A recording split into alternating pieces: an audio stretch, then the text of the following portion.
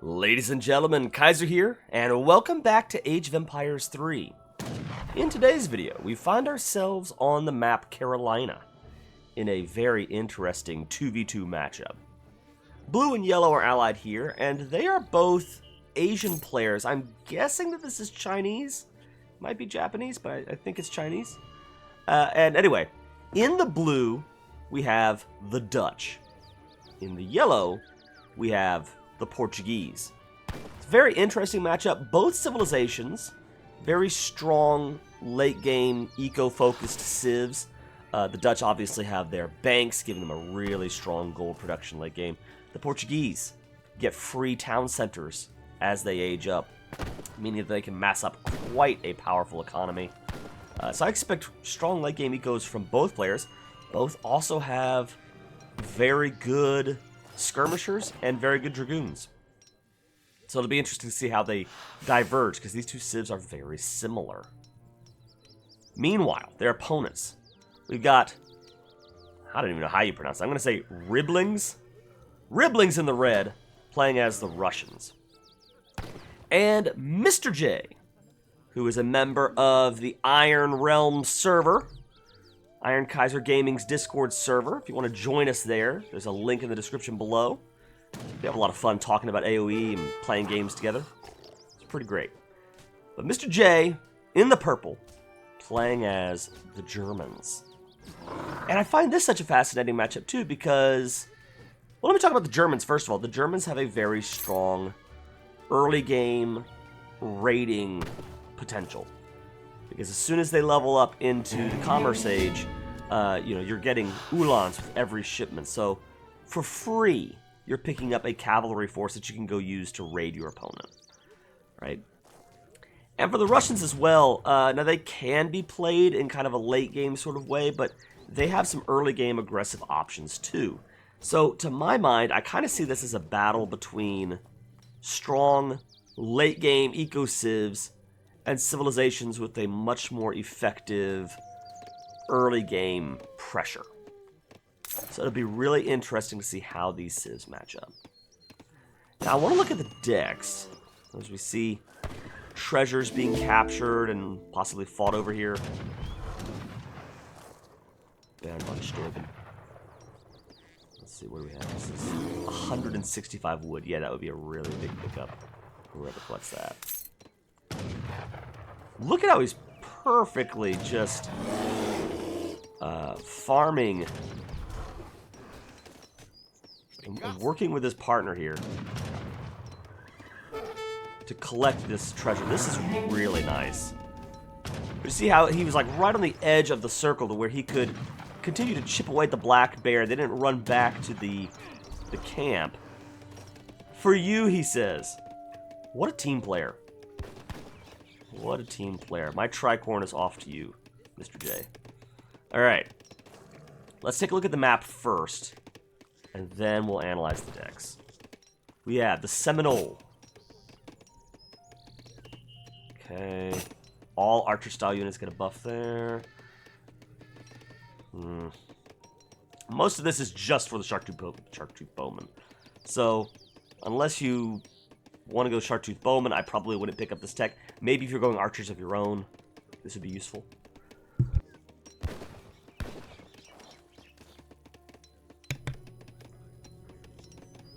Here we have the Cherokee. Cherokee weaving techniques improved. Dry storage. Dock, port, market, livestock pen, mill estate, livestock. Okay, that's nice. Alright, I would pick that one up. Native warriors move faster. Cherokee villagers work closely. You get a shipment of 4 settlers. These two are really nice. I would pick up the Cherokee before I picked up the Seminole, because both of those techs would be very useful. And I think this one is also Seminole. Yeah, the Cherokee in the middle are really useful.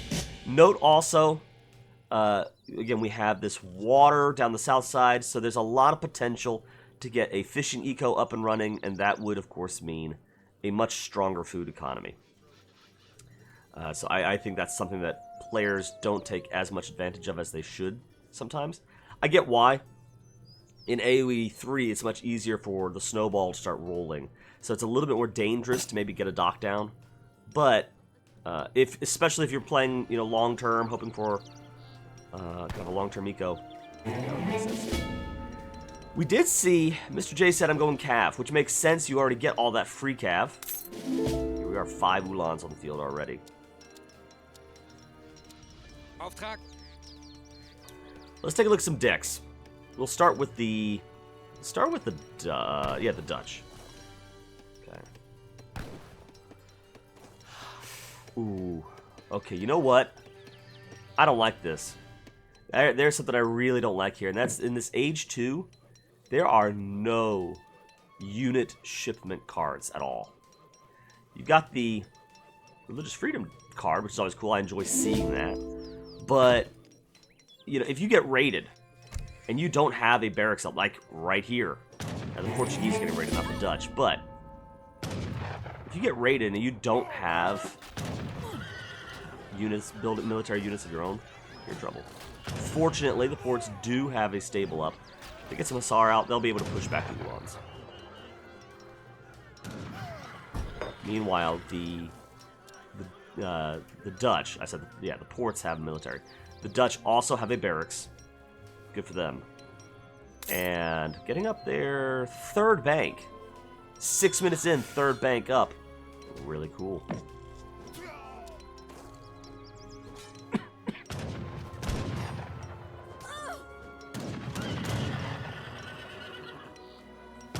Excuse me. Alright. Let's see, what do we have here? Skirmisher. Skirms. Oh, the bad choice here. So I understand, you know, as the Dutch, your skirmishers are one of your best units, generically speaking. You know, most civs don't get access to the skirmisher until the 3rd age, so it's really cool to have access to skirms, but you gotta pick the right time. And when you're being raided by heavy cav, that is not the time you want to pop out skirms. You need to get out some spearmen first. Here we go. Pikeman on the way. Yeah, I'd say that was a decent raid. Okay, so let's look at... Really quickly, did we take a look at the Ports deck? Alright, he's picked up Fetorias. I like that. If you have economic theory, I kind of wish he'd thrown that down a little earlier. But if he's trying to go for like a fast fortress... Who is this here? This is the Port right here. If he's trying to go for a fast fortress, I understand, you know, shipping some of these first. But all 3 of them? No, I would have kept the 700 wood down. Picked up economic theory. The sooner you get this, the more you're benefiting from it. I don't know. That's my read anyway. Meanwhile, all right, let's look at our players over here. Mr. J, Water Deck 2 team. Interesting he's picked the water deck when he is the player who's furthest away from the water. Okay, settler wagons. Yep. Fish market makes sense if he goes on water. Galleon and Ulans. The Palatine Settlement's one of my favorite cards in the game. Ulans. I wonder if he'll send crossbowmen and continue to raid, or if he's going to fall back to field focus. I'd love on Lübeck. If they start fighting for water, this right here will help them claim it in the 3rd age. Pandur. Germantown farmers. Very strong eco focuses here. Some water options, obviously. But beyond that, a lot of eco. You know, not much in the way of unit shipments. Like nothing in the way of improving units. So, I don't see any, like, buffs to cavalry or anything like that. Very interesting. Meanwhile, Ribblings. Dueling School, all infantry. Yeah, I like this card for the Russians. Okay. Again, economic theory. You know, I could be wrong. It could be that economic theory is better to be sent a little bit later. They're more priority cards to ship. And economic theory is sort of the first of your B-tier cards that you send when, you know, you don't have anything more useful to... I don't know, but my instinct is to get that out sooner rather than later. Who knows? Anyway, both players in the 3rd age. No, I misspoke. Russians are the only players in the Third Age at the moment. Does he have... Let's see. I like sustainable agriculture. That's a fun one. I wish he had medicine to go with that. That lets you train villagers faster. You couple that with being able to gather food faster, and that just puts some nitrous oxide in your bill boom. It's really cool.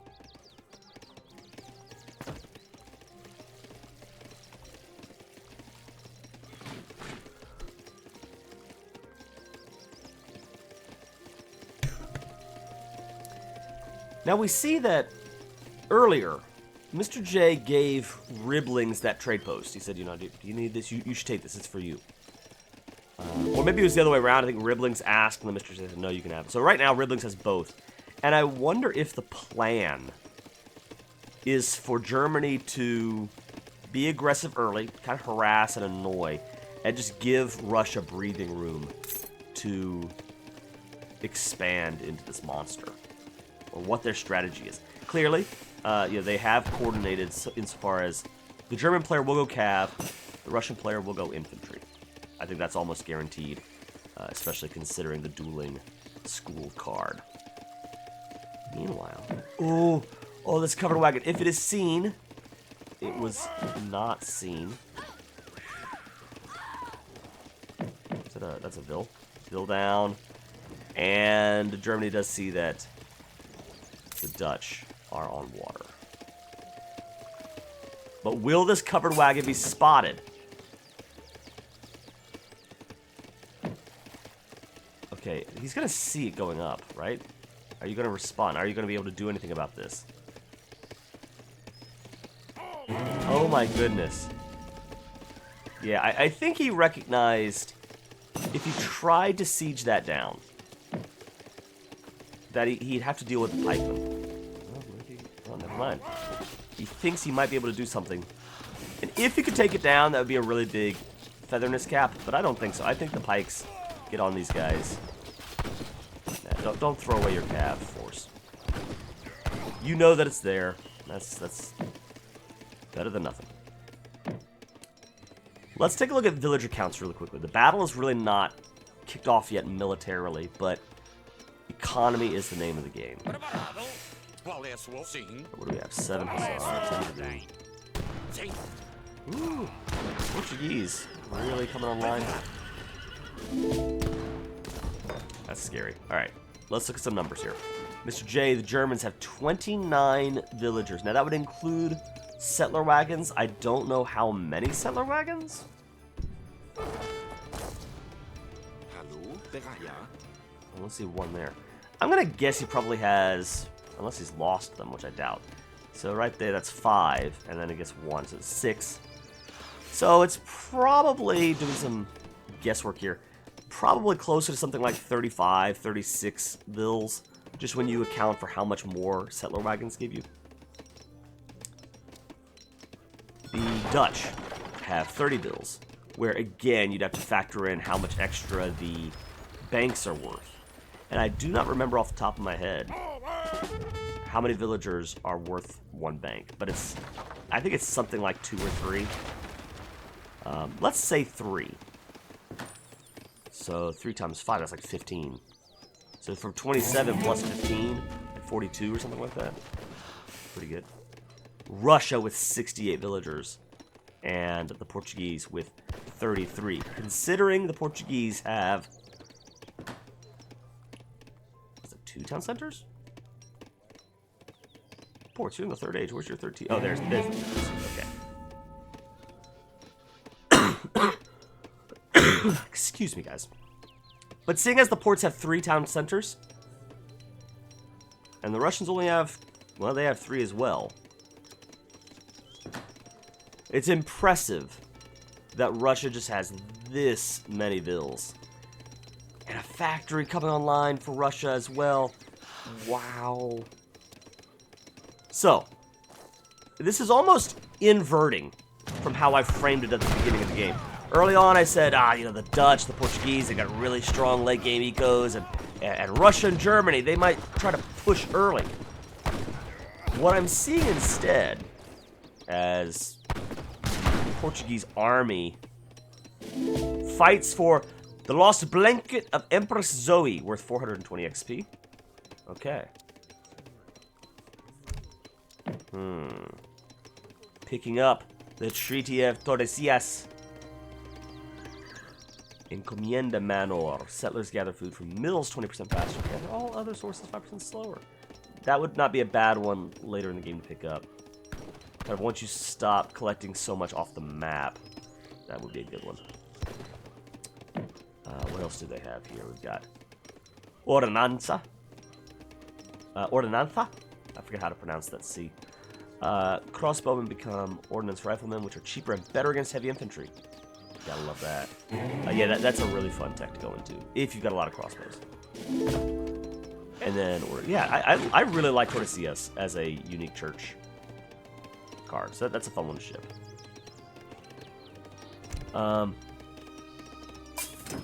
And he's going up to age 4. Alright. So, but as I was saying, instead what we're seeing, the Ports have a pretty strong army right now. The Germans have a pretty good one. And the Dutch are building up their forces too. Now, Russia has nothing currently, as far as the military goes, or very little. Okay, I take it back.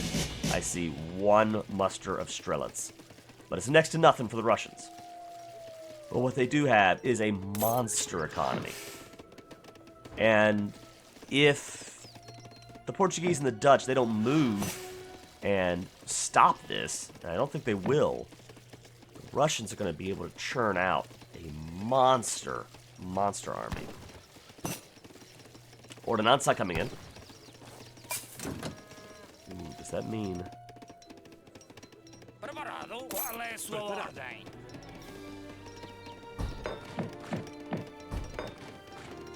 Now these guys, and I think we're going to see them as soon as they pop out. I've played a game with them recently. They are a lot of fun.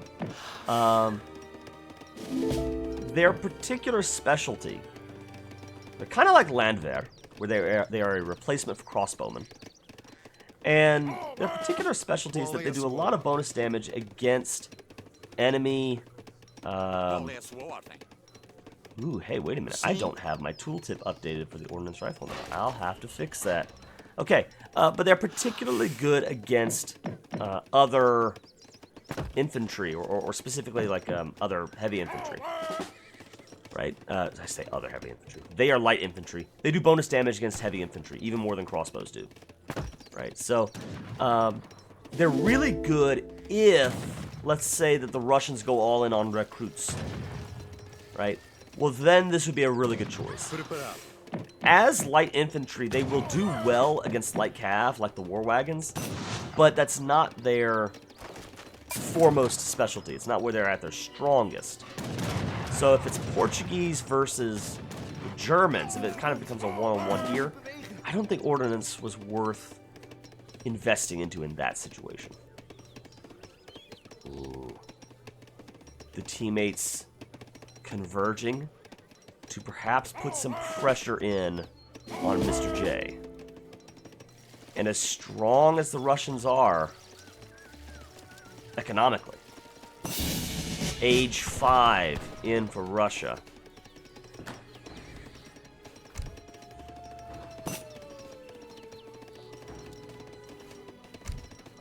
Yeah, he's going to go into heavy infantry.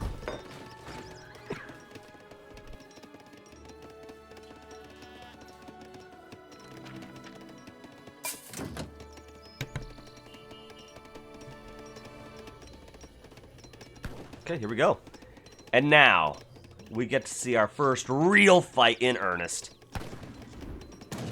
As Portugal and the Dutch take on the Germans.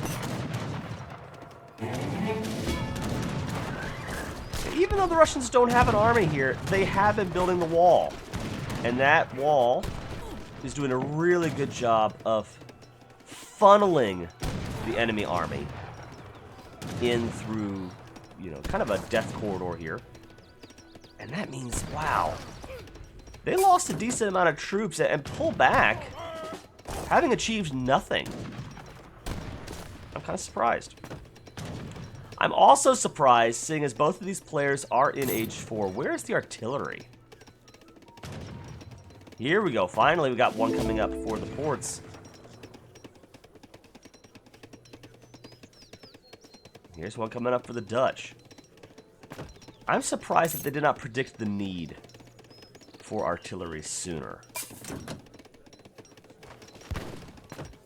Especially in a team game where even if you're not worried about walls or castles or defensive structures, just because so often it becomes mass versus mass and infantry horde versus infantry horde, getting up a bunch of falconets to be able to just mow down waves of infantry would seem to be a really important thing to have in your back pocket. So I'm kind of surprised we didn't see those earlier.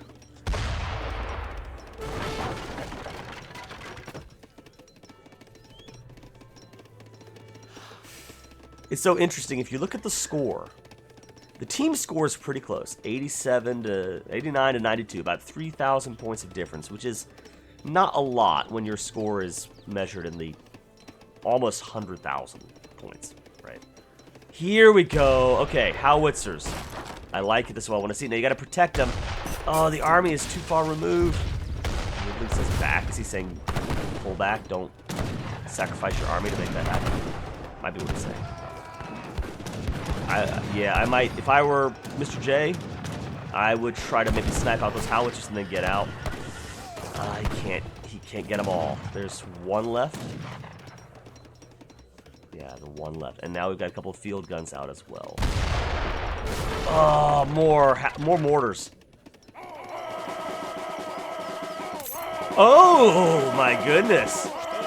Okay. Glorious Russian naval supremacy! Russians have made a naval landing in the back of the Dutch base. Does the Dutch player even realize the death and destruction that's about to rain down on him? Mr. J is playing Anvil here. He's getting hurt bad, but he knows the game plan. He just needs to hang on, hold for as long as he can, and let the Russians absolutely scorch earth through this. Now, do they have arson, I wonder? There is a card that makes your infantry do more damage, like siege damage to buildings. It's kind of a shame he doesn't have it, because that would make him go even faster at melting things down. What I wonder is, did Ribblings always have this plan? Did they see the map and immediately think, I know what I need to do here? Or was it about halfway through when he was like, hey, I've got an idea. The factory's going down. Now, here we go. Ordnance riflemen coming in. These guys are good against against heavy infantry. So this is the right counter. The question is, does Russia simply have so many that it does not matter?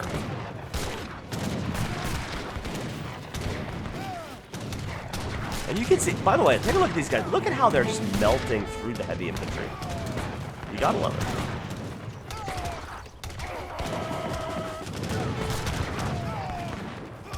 If I'm not mistaken, there's even an upgrade to the Ordnance Riflemen that port player's not picked up yet. And regardless, you can see them just slice through Russia. So, alright.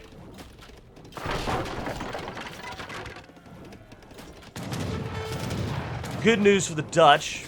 Looks like the Russians might be on kind of a back foot. Bad news for the Dutch. It's only after losing both of his factories, almost all of his banks. Let me go back here. He only has a couple hundred wood, 600 coin, a decent amount of food. Still has a town center, so I mean, they're not out of the game. Meanwhile, Mr. J. Wow. Okay, we have Pandur. Hey, maybe you guys should could do something. I don't know. I'm looking for purple on the map.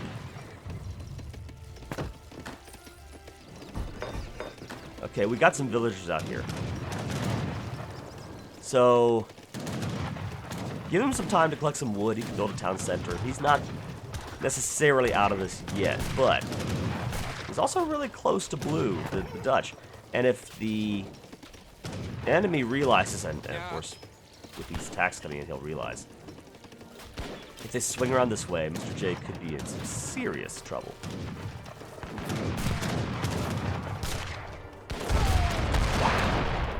So right now, it kind of feels like a 2v1, even though the Dutch have been almost completely knocked out over here.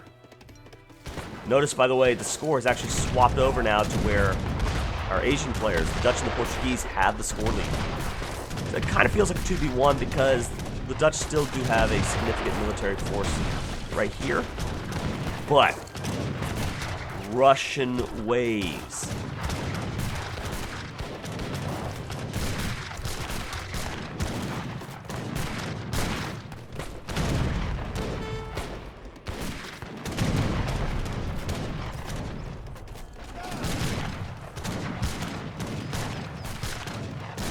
Yeah, I was about to say, I'm surprised that I didn't see, I was going to say, I'm surprised I don't see him switch some of the infantry to melee mode because the artillery have ranged resistance. So if you set them to melee mode, the artillery doesn't have resistance, they'll go down much faster. And Riddlings handle that.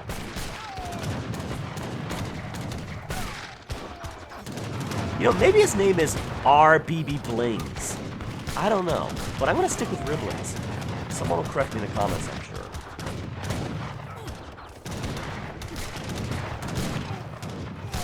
Again, this battle one more time between the Ordnance Riflemen and the Imperial Recruits. I think the pure numbers will swing this Russia's way this time.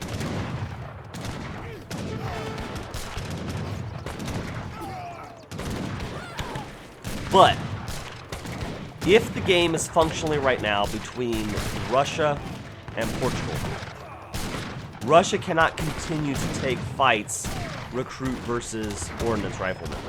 He's gonna have to come up with some kind of response, some anti-light infantry response.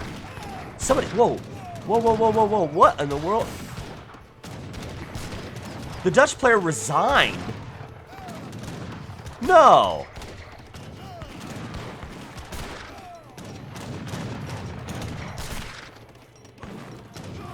I could have sworn that the Dutch were in a much better position than the Germans. Way to hang in there, Mr. J. Wow. That just goes to show, I mean, we have a bird's eye caster view of things, but when you're in the thick of it, you're not privy to all that info. And just the pressure. You know, so I mean, let's just go back here. Mr. J, his eco, he's got no gold. He's got, okay, a bunch of food, to be fair. But no wood. Got no wood, no gold. This was kind of like a last gasp sort of attack. An all-in, might as well try to do something to help. And he knocks out the Dutch. So now it technically is a 2v1, although again, Mr. J does not have a lot. So I still feel like it's basically a 1v1. Between the Ports and the Russians. And we've got to see something for the riflemen. Is that cannon? Have any cannons?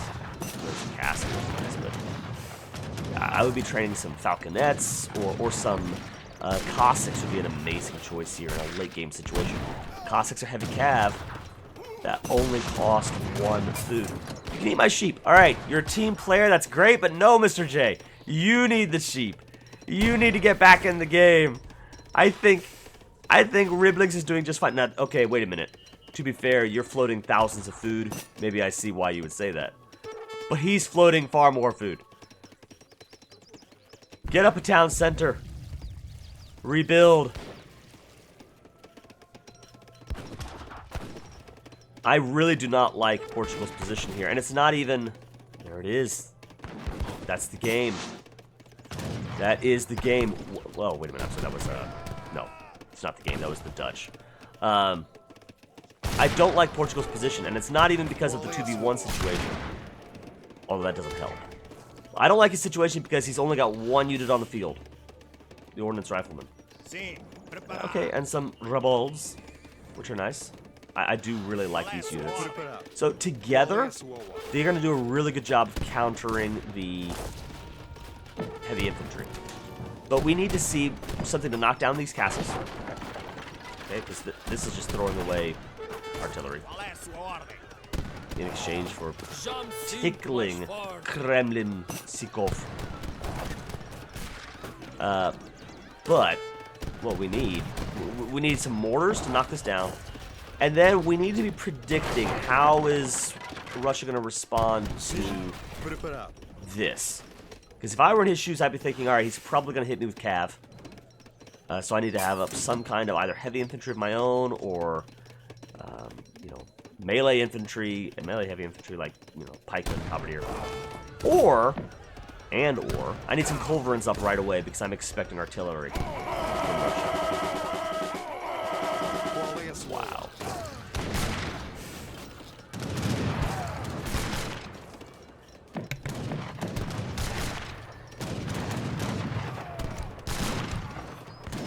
Take a look at Pico really quickly. We've got 89 vills for ports, which we got to factor into Fetorias, which means the town centers are also producing, not the Dutch one.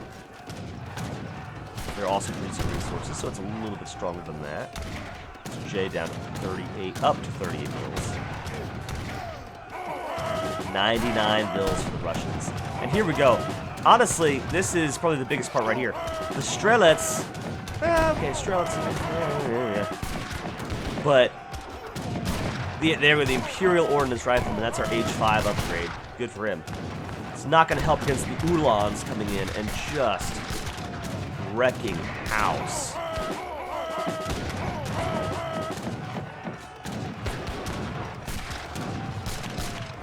Well played from both players. I really got to give a tip of the hat to Mr. J. I mean, it's often an unsung hero sort of position to be the guy who is the anvil. To be the guy who's sitting back and saying, okay, you know, I'm fighting off both players. I'm going to fall, but it's part of the plan. If I can buy you enough time to do what you need to do, we'll win this. It's not the kind of role that everyone dreams of playing when they boot up an RTS, but I think he played it perfectly, played it really well. And clearly, even now, he's not only assisting, but I think providing pivotal assistance. Because without those Uhlans, we're still talking about, well here, now it's Strelets versus Rifles, so it's light infantry versus light infantry. Now it's just a pure numbers game at this point. I would say, especially with the Lebolds, I would expect the Portuguese to win this.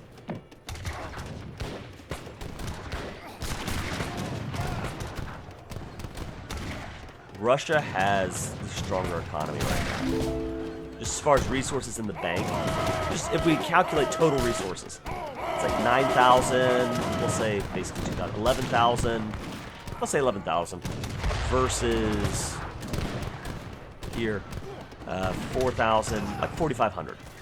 So Russia has twice as many resources banked up as the Portuguese. So even though Russians, of course, are a quantity over quality civ, I think mano a mano, the Portuguese unit is better. But I think that Russia probably wins this just by grinding down his opponent.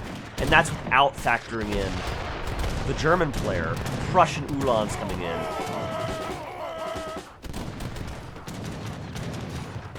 Ooh. And getting attacked by the Ordnance Pikemen. The right unit at the right time. Is it enough? I don't know, but I like seeing the Ordnance Pikemen on the field. Well done. I think that the port player is doing an admirable job hanging on. I'm really impressed by this. My guess is at this point it's all instinct, it's all just desperately clinging on. You don't really have a plan for turning this around and actually winning this game. I think what you do, if you're in a situation like this, you are just blindly It's kind of a Jesus take the wheel sort of moment. I'm just struggling to stay afloat here, and hopefully somebody on their end just gets frustrated and resigns because, yeah, I don't see the scenario in which the Portuguese player pushes this back and then takes control of the game and wins. That would be very hard. I love seeing Culverin on the field. Game over. What a match. This is a really exciting back and forth. I really enjoyed this. We saw some really fun tactics here. The Russia with that age 5 boom into the naval assault.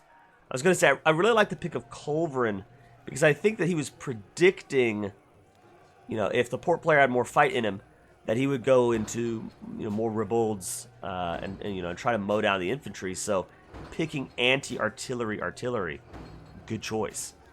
I really like that. Predicting what the port player would do, having a response ready for that.